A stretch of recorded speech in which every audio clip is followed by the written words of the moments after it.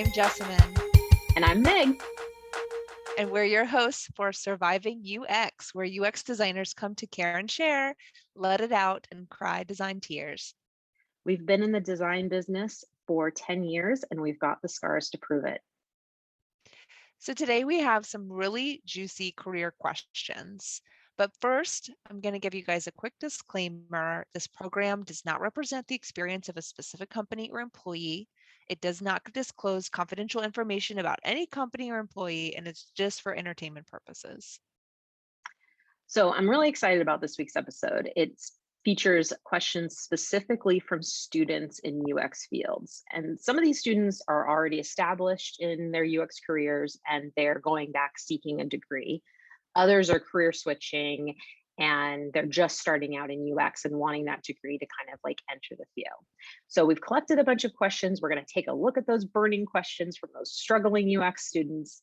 But first, let's just take a look. Let's like reflect on this degree. Like there's lots of people who have a degree in UX, lots of people who have degrees outside of UX that are in this field. And there's debate over whether or not you might need it. So I'm curious, Jessamyn, tell us a little bit about what your experience was like. What did you do to get into this field from an education perspective? Yeah. I think at the time before I went back to school, I was a graphic designer and I'd started getting into like websites and I was designing a lot of HTML email at work. And I was taking a lot of classes at the community college. So I went through like 2 of their certificate programs. And then after I finished those 2 programs, then I thought, well, I guess I still feel like I want to know more. And I really just wanted to be like a web designer. Mm-hmm. And nobody ever talked about like user research or anything in any of those classes that I took at community college. It was all about the technical side of like how to do Flash or, how to Mm-hmm. learn like, HTML, CSS stuff. Mm-hmm. There wasn't any emphasis on like the user part. And then when I decided to apply to graduate school, I was just trying to get away from my job, honestly.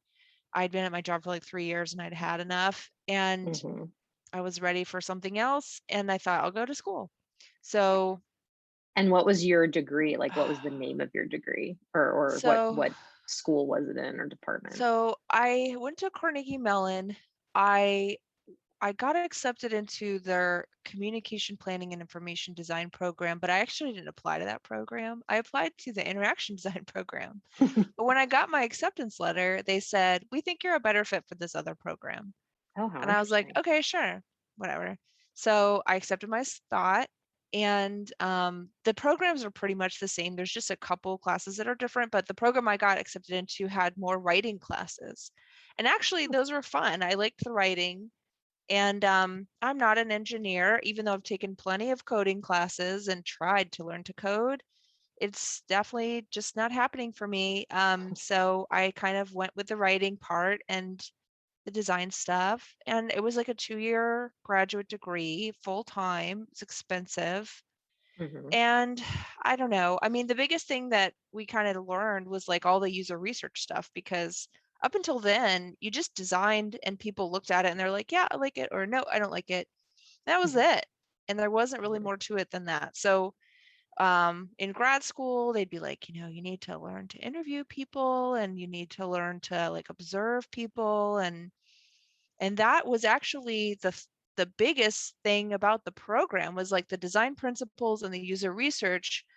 The biggest gap though in that program was there wasn't a lot about like, oh, when you actually get into user experience design and you're working at a software company, you're going to have to deal with these other folks, other stakeholders who have very different uh goals than you do. Hmm. You want a Hmm. design that looks good and works good, and they want something that's going to make money, or they want something that they know how to code. That's their goal. And so that's, I think, that was the biggest shock for me when I got out of school and started working in software, was working with people who'd be like, oh, we can't do that. We can't do any of that. whatever your idea you have, like just give up on your dream now, because we're never going to do any of those things. And that was really hard to learn to cope with. And just, I think also like the brushing aside of like, oh, this doesn't look good. Well, who cares? It doesn't look good. Who cares? We don't care. Or people are struggling with it. Well, too bad. You know, So we got to get this out the door. was the degree worth it? Worth it. It was really expensive. I mean, Yeah. I guess when I think about how much money I paid to go to that program, it was a fun experience. I really enjoyed going back to school. It certainly beat sitting in a cube for another couple years. And Hmm. then you just, after school's done, you go back to sitting in a cube. But I made a Yeah. lot of friends. I had a lot of fun. I got to move somewhere, Pittsburgh. I'd never, been before. So all those things were good. It was just really expensive. I think that's the only thing that sort of makes me hesitate, like giving it like a ringing endorsement, was just how pricey it was. Because I mean, those student loan payments, I paid that loan off for like almost 10 years, and it was like Mhm. $700 a month. This is a lot. Yeah. Yeah. So, yeah, I guess I would say like try to learn some skills in a cheaper way. I mean, having a fancy degree title like has helped me. I'm not gonna lie, because people they know Carnegie Mellon. They're like, oh, Carnegie Mellon. and and it's a fun place to go. There's a lot going on in campus. I had a lot of opportunities there. A lot of companies came to recruit, which is Hmm. something I'd Hmm. never really experienced before. Going to a state school, people aren't beating down your door to hire you. um, but at Carnegie Mellon, they come to you, Yeah. which was like a shock. um, Yeah. yeah, I guess if you have the funds and you have the time, there were a couple people in our program who were like parents, and I think that was really hard on their families. I would But echo, yeah. yeah, I would echo that kind of balance between the cost, and the impact, I think, to your career.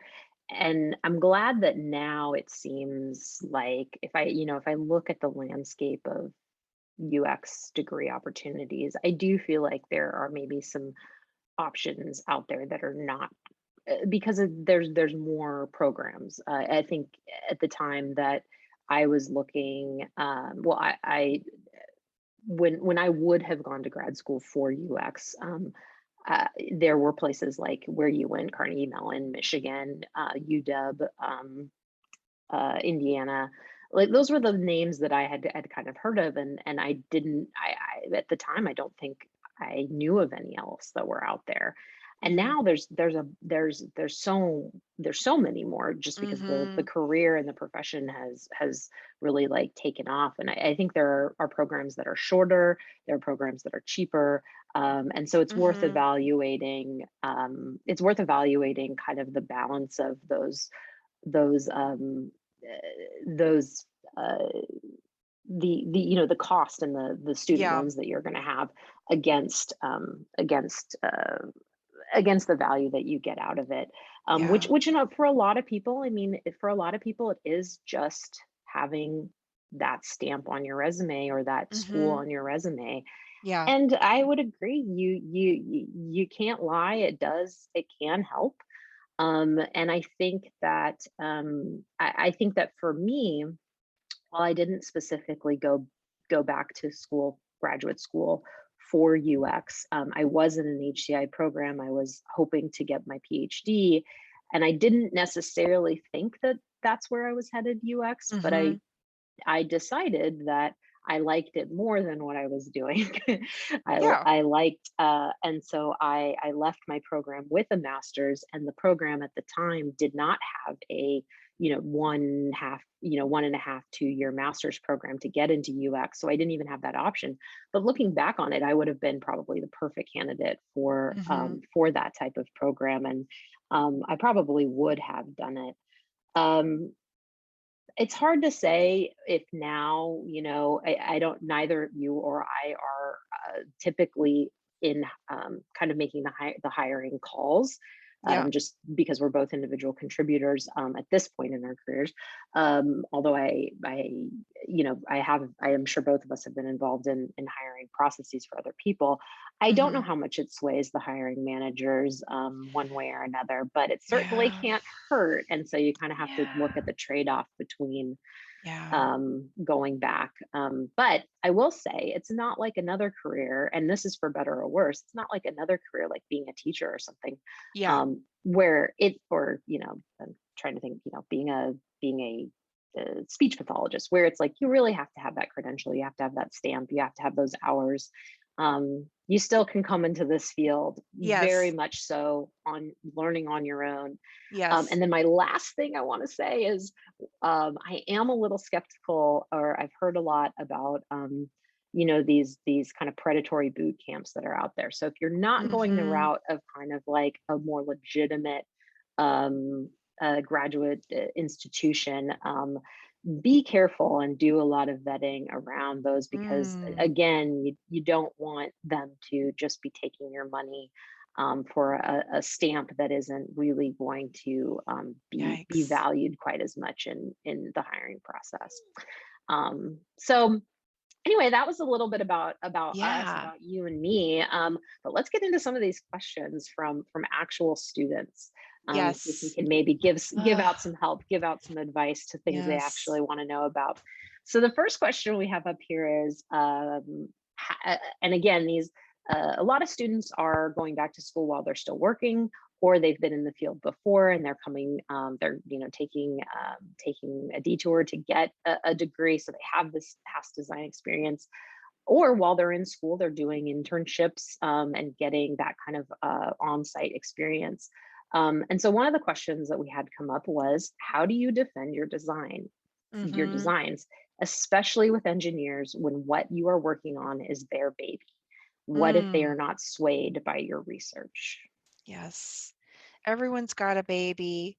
And I feel like your designs are also your babies too. I mean, everyone is attached. And that's just, I don't think you can ever really get away from that. That's just human nature. When people work on something, they come up with an idea, they're going to naturally be attached to it. So you just kind of have to deal with that. I mean, one of the books that helped me was like this book called I think it was called Defending Design Decisions. I love It's that a book. O'Reilly book, and I read Yeah. it, yeah, like maybe 5 years ago or so. And it helped me because I had always sort of had this thing in my head that, like, oh, my designs need to stand on their own. They shouldn't need me Mhm. to be in a room, mansplaining away about this design. And I always felt like, well, if I need to sit somebody down and talk them through this design, and here's why it's going to work, and here's why you're going to love it, to me, that's like a failure. So I always shied away from defending my designs, but I got called out on it by a manager, and they were like, you need to be able to rationalize this to our team and our group. And so I was like, all right. So I found this book. And I mean, in terms of the how do I defend the decisions? A lot of times, if I'm using something that's like a tried and true pattern that's used everywhere and people are familiar with it, that's one point of evidence I'll say is like, hey, this is used in many places. This is what people are familiar with, this is what they're comfortable with, and we're not going to vary from this. We're going to stay consistent. On the other side, of course, people are going to use consistency against you, especially if something's been there a long time and you're trying to change it, or you're trying to change it in one place. They're going to throw the consistency argument right back in your face. And so then you have to say, well, maybe this didn't test well. Like maybe you put this in front of people and they sort of hesitated, or they kind of hemmed and hawed. And so you can say, this isn't testing well. Or the other thing I'll say is like, oh, this thing got negative feedback. That's why we're trying to change it. We got negative feedback. Because Mhm. even if something's out there and live, if it gets negative feedback, then it's up for rework, and that's kind of the attitude that it's really tough though to tell people. Because the other thing too is I've also had this argument thrown in my face of like, well, nobody's complained about this. We've never gotten a customer complain about this. And Mhm. to me, that's super lazy. When I hear someone say that, I'm like, you lazy bastard, because nobody has the time to complain about little software nits. They just work around them. They work, Hmm. past the friction. But if you recognize that there's friction somewhere and you're trying to fix it, to have somebody be like, hey, nobody's ever complained about that button before. Now you're trying to change it. It's like, nobody's going to complain about a button, like, don't tell me that. So I guess the thing is like, number one, just like try to be more comfortable with the idea that you do have to defend and rationalize things. So try Hmm. to come up with evidence, points of evidence, whatever they are, because people get reassured when they hear a why. And I recently learned this actually flying on an airplane. And I think I read a book. It was about a stewardess who wrote a book. I forget what the name of it is. I'll try to figure it out. And she was like, on my airline, they've coached us that when we make announcements about something's up, something we're going to be late, we have to wait at the gate, you got to put your seatbelt back on. You always give the customer the why, because then they respect that you're telling them to do something. Hmm. And that stuck with me. And then I'd listen to airline announcements when they're making those announcements. And I'm like, yes, they are doing it. They are doing it. They are telling me that they can't give me any coffee because there's too much turbulence and they got to put the carts away. So that stuck with me. And I do try to give them the why. And I think that helps. So I guess that would be my Yeah. advice, is I'm really whatever the glad why is. you Yeah. brought up Articulating Design Decisions, that book. I, Oh, I that's the book. recommend this book so often that I had it in arm when I use it. I had it within arm's reach of where we are recording this podcast. The book is authored by Tom Griever, and it is an O'Reilly book. And I Yes. also highly recommend it. And it is one that I had when I do work with graduate students, do advising or mentoring. I almost inevitably always recommend this book. I cannot emphasize that enough, that this comes up Nice. all the time. So I'd highly recommend that. And then I think the thing I would add, that kind of came up in another question that we probably won't get time to do today is um, is that you might not come in feeling confident about being the UX expert because you're new or you're young, and that might be and young in your career. Young in age doesn't really matter, but young in your career, and you might not feel like you have um, that authority to kind of make some of those claims. And my my suggestion there would be is yes, you are, and act like it. And if it doesn't feel like that, continue to try to for lack of a better term, like fake it till you make it. Mm-hmm. Continue to act like you are the expert in UX, and that expertise matters to this process, because it does. And ultimately, the organization needs to agree with that to put to for it to be a good place for you to work, and for also for the products to be the best that they can be. I Mm-hmm. will, however, say one caveat is one thing that I would say, don't fake it till you make it on, is if you don't understand like concepts or terms or internal baseball or politics at the company, ask a lot of questions, and question those things, and get in there and learn as much as you can about how the business works.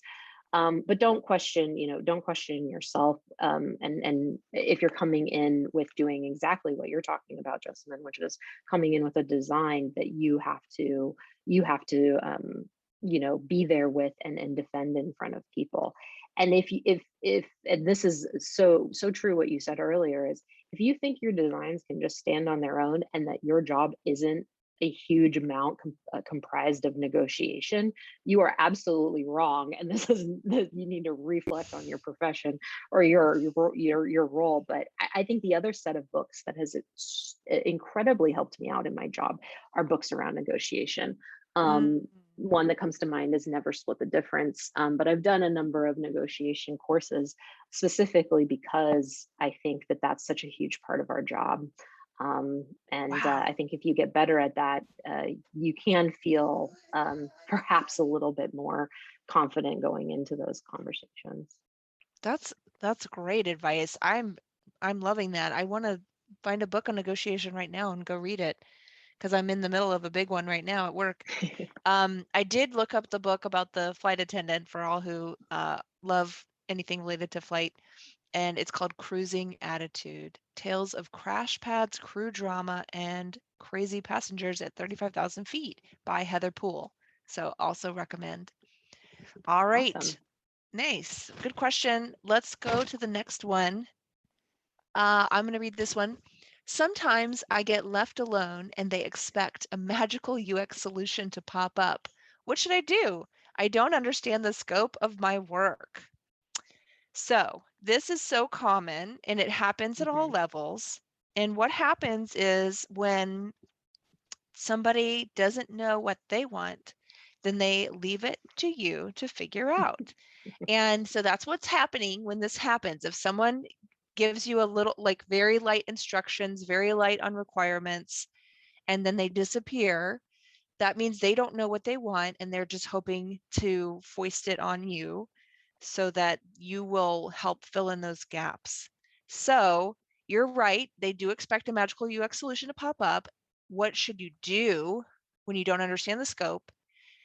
So my advice here, when this happens to me, is I start copying stuff. I look around, what's there today, what can we reuse, what and just try to do something really small and start small and say, okay, well, over here it looks like somebody's able to take this thing and work with it and update it and save it. Okay, cool. So we're going to do that over here and we're going to just copy what they've already done and see if we can, put our little spin on it and see if that's good enough and just start small.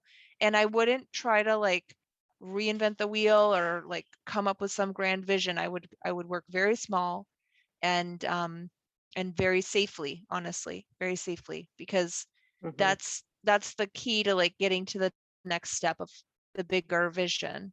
But this is something that also fills me with dread is when someone comes with a very grand vision but no actual concrete Hmm. details, and then that they expect some big end-to-end thing, and it's like, all right, well, let's start with one or two things here and see how this goes. If you like that, we can work on some more stuff, but don't burn the midnight oil trying to come up with some amazing vision, because when I guarantee you, when you bring it back to them, they'll say, no, no, no, no, no, I don't want any of this. I wanted that. Hmm. So I would say keep it light. What about you? Yeah. What do you think, Meg? Maybe that's why I don't prefer vision work. Ugh, It's vision work. it's one of my I was gonna say least favorite, but It's very maybe risky.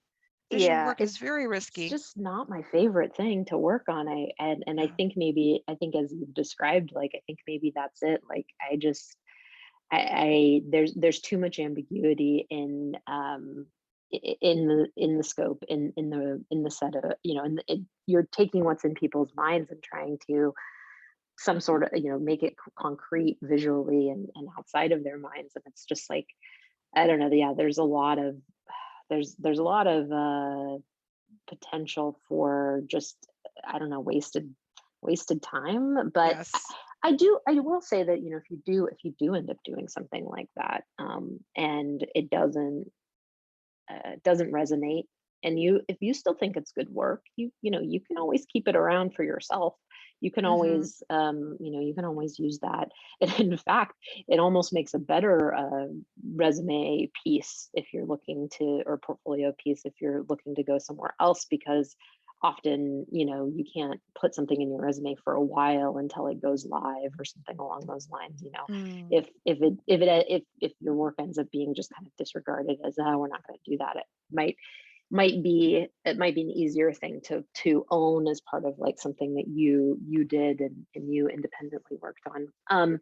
But the other thing I would add here is that it sucks to have to be proactive about check-ins or design reviews, because those things are hard. They goes back to Mm-hmm. the first question, or the first thing you're talking about around having to be in a position to defend your design decisions. And those things are hard because you're getting feedback about whether or not you did something right. And if you're particularly sensitive to feedback of that kind, I think going out of your way to ask for it is can be really difficult. But ultimately, if you think about setting up regular cadences with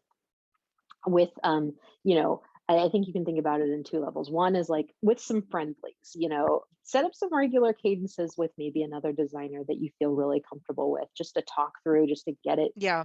get that message down, get that narrative down, like talk through your stuff, get their feedback, just like absorb what they have to say in a really low stress way. um, Mm. and then also put on those more regular cadences with the people that have left you alone, because you don't want to get too far down the path of something. Typically, Yes. maybe you don't care, but typically you don't want to get too far down the path of putting in a lot of time and effort into something that's Yes. really not reflecting kind of what's Right. in their mind. I will say though that that even if you do all of that, humans are humans and they change their opinions all the time. So I Mm-hmm. think that's the worst part, is if you do all this due diligence and they still are like not being consistent, or at least building on what they talked about last time and gave feedback on last time, and they're just completely contradicting themselves from week to week. That can be really tough, and that's where good documentation, I think Mm. we talked about this in a previous podcast, that's where Yes. some good documentation can really come in, of like, Mm-hmm. hey, this is what happened in the last meeting, these were the decisions that were made. What you're saying now is counter to that. Yeah. So anyway, my one piece of advice here is don't let yourself be alone, Yeah. even though that's tough. And it's That's great particularly advice. tough when you don't know the people. Like if you are new at the company, you don't know who to reach out to. So it's particularly tough then. But for the most part, people, you'll find people who are willing to give you the time, if you just kind of reach out. So Yeah. that barrier. That was something I did really early on in my career, was I just didn't think people were willing to give me the time. And now I still think that. I still feel Yes. bad about Some it, people aren't. but I do it anyway because I know it's important. I know it has value. Yeah. I think that's really good, smart advice. I mean, asking for that time. And I would also say, slow down and pull the reins back if you're not getting the input that you need, because like you don't want to go full speed ahead without your Mhm. coworkers along for the ride. Because I Yeah. guarantee you that if you go off and start, slinging designs, then they're going to see it and be like, no, no, no, that's not what we wanted. You're going to have to rework it. So make sure that they're in the loop, even if that Hmm. means you're setting the schedule, you're setting the check-ins, you're emailing things around. Yeah, you have to herd those cats. I mean, Yep. yeah, it's so true. So true. Yeah. All Well, right. So our third and final question, burning question from students today is, do you keep your name on bad design work? Designs that have changed so much because of business decisions or input you've gotten.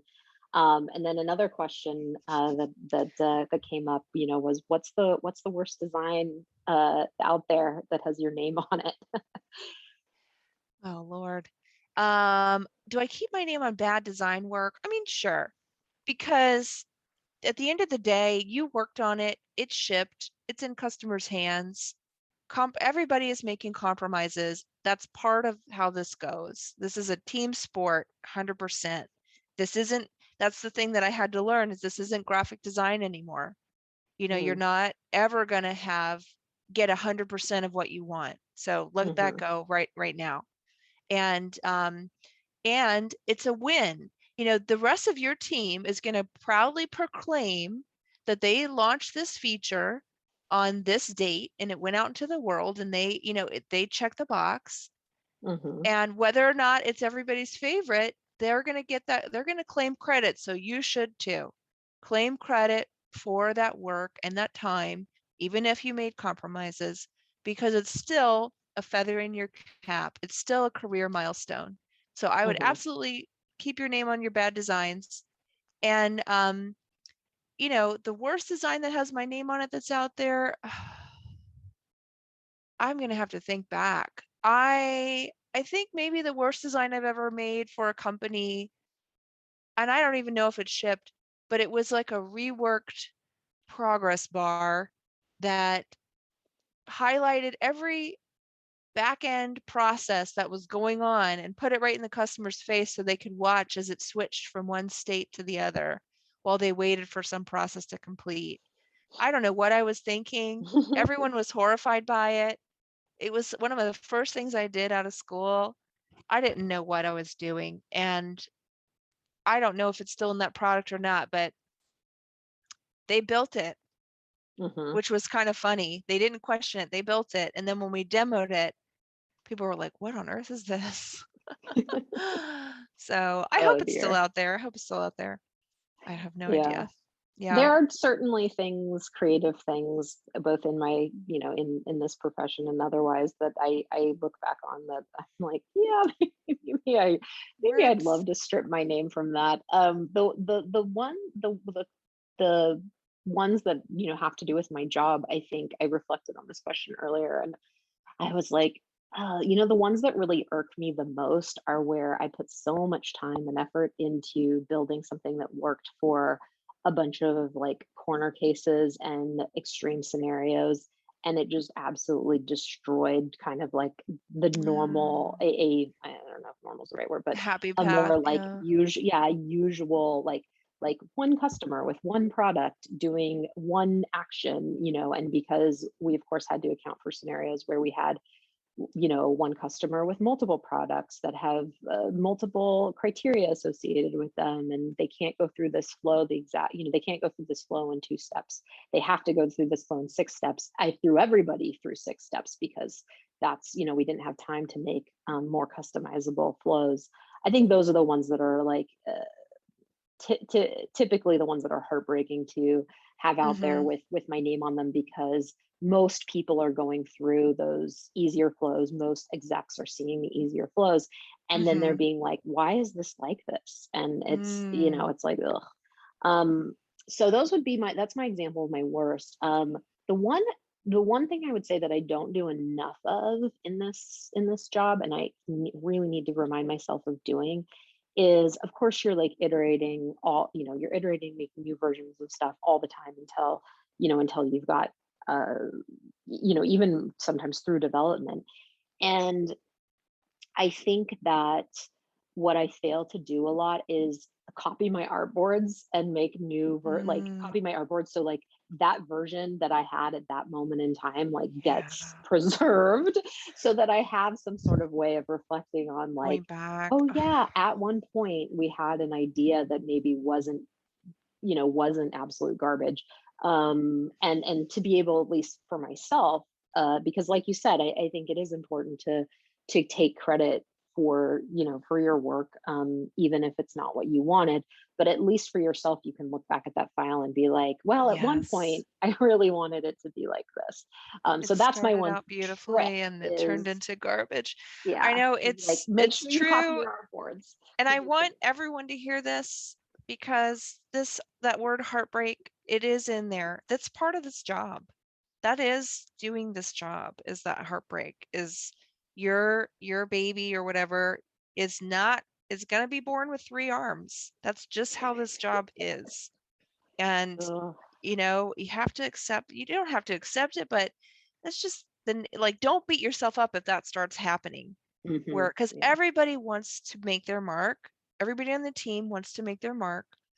And so one thing I do is I do let people I invite people into the process to make their mark on things, so that when things I really care about come up as a topic, I have a little bit of trust and a little bit of leverage because there's a Hmm. little relationship there and they've already made their mark on some other part. Yep. So that is something I kind of proactively do, is like, hey, what do you think about this? Would you change anything here? And they're like, oh yeah, let's add this. I'm like, okay, cool, let's add it. and make them feel like, yeah, that's cool, you know. And then if they're like, well, what about that? I'm like, ooh, no, you can't touch that. That one's mine, you know. And they're like, all Mhm. right, because they've already left their mark. But everybody wants to leave their mark on your design. Absolutely. Yeah. And that, I think, is a good way to wrap up. Leave your, let people leave marks on your designs. Be okay with that, and use it as a negotiation tactic in the future when you need it. Well, I think this was a great chat about, what it's like to be a student coming out of grad school and either re-entering UX or entering it for the first time. Thanks for all of your wonderful insights, Jessamyn. Thank you, Meg. I appreciate it. And we'll talk to you guys next time. And please send us your questions to our Gmail, survivingux@gmail.com. We'll see you next time.